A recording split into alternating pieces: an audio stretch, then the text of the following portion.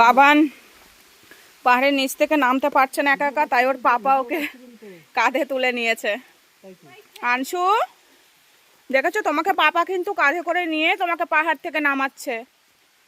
তোমারও কিন্তু পাপাকে করে নিতে হবে যখন তুমি অনেক বড় হয়ে যাবে, যখন পাপা আর হাঁটতে পারবে না, লাঠি ভর দিয়ে হাঁটবে, তখন কিন্তু পাপাকে তোমার এরকম কাঁধে করে নিয়ে ঘুরতে হবে। হ্যাঁ শোনা বাবান,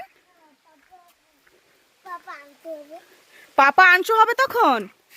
ওরে আমার সোনা, কত বড় একটা কথা বলেছে ও, না জেনে বুঝেই। দেখো বলছে পাপা তখন আনসু হবে, ও পাপা হবে। একদম ঠিক বলেছো সোনা, কত বুদ্ধি আমার বাবানের, দেখেছো।